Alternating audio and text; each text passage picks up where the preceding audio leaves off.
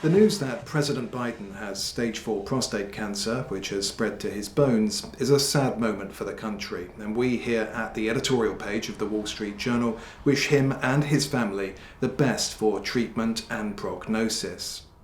The announcement coincided with the release of a new book titled Original Sin: President Biden's Decline, Its Cover-Up, and His Disastrous Choice to Run Again, by authors Jake Tapper of CNN and Alex Thompson of Axios.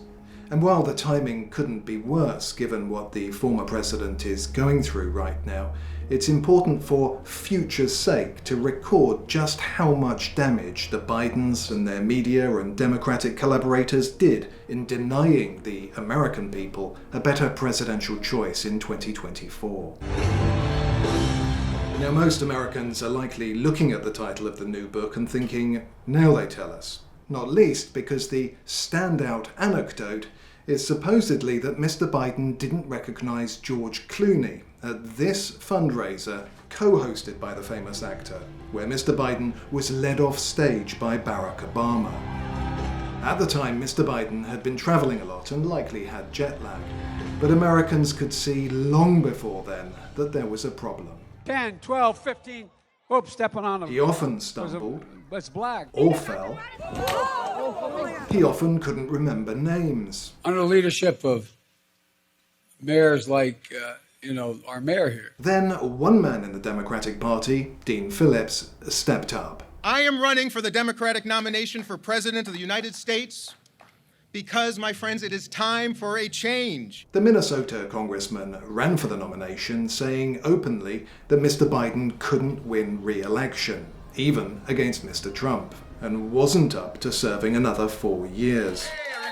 He also said that he would gladly drop out if more prominent Democrats entered the race. He was the right man in the last election, but that's not what the numbers are saying now. There is an exhausted majority in America that wants neither of these candidates. Democrats then had another opportunity to speak up when Special Counsel Robert Hur published his report on Mr. Biden's handling of classified information in February 2024. Mr. Hur essentially said that while Mr. Biden had broken the law, he couldn't be fairly tried because a jury would conclude that he was simply a forgetful old man. The response from Democrats: You are a Republican, though, aren't you? I am a registered Republican. Yes, sir.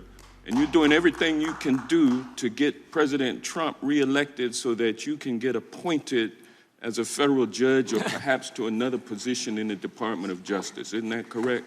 Congressman, I have no such aspirations, I can assure you, and I can tell you that partisan politics had no place whatsoever in my work. Now we learn, with the release of the audio of Mr. Hur's interview, that the special counsel was, if anything, too kind about the president's memory and rambling.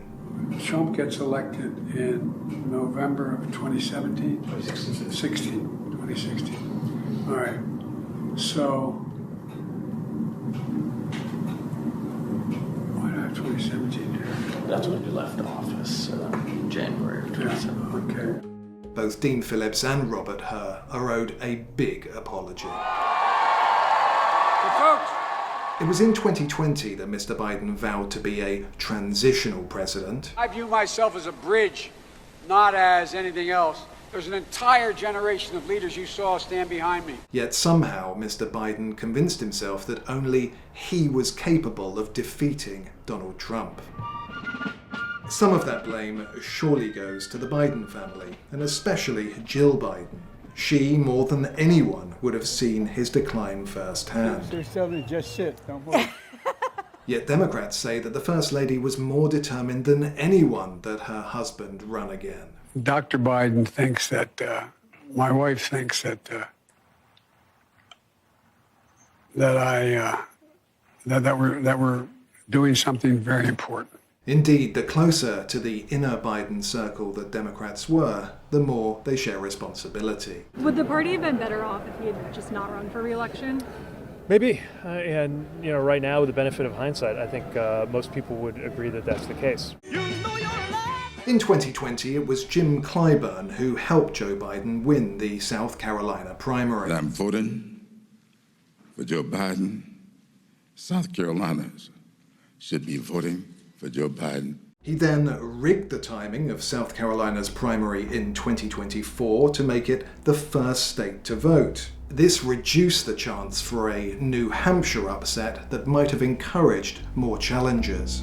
Dean Phillips still won 19.7% of the vote, and various write-ins won 8.3%, a warning that Democrats were headed for trouble. The problem was that whenever someone dared to suggest that Mr. Biden wasn't up to the job, a Praetorian media guard assembled to deny it. One example worth citing is co-author of the new book, Jake Tapper, who's the focus of a supercut by Grabian, of the CNN host casting doubt on those questioning Mr. Biden's mental fitness. Quote, behind closed doors, Biden shows signs of slipping, unquote. The Wall Street Journal is owned by News Corp, which is run by the Murdochs.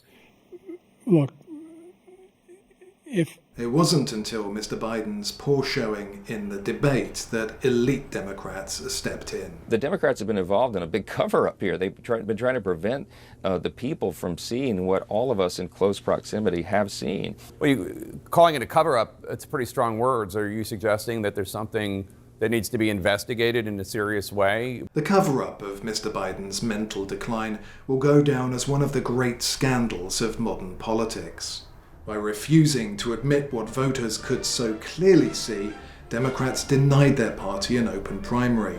Once Mr. Biden imploded, they handed Kamala Harris the nomination without debate. we need Kamala Harris, the president of Georgia. Had Mr. Biden bowed out in 2023, Republicans might also have been more open to nominees other than Mr. Trump. Instead, Democrats turned to lawfare in an attempt to disqualify Mr. Trump, which solidified his hold on GOP voters. Democrats and the media are now appalled by a second Trump term that was only made possible by themselves.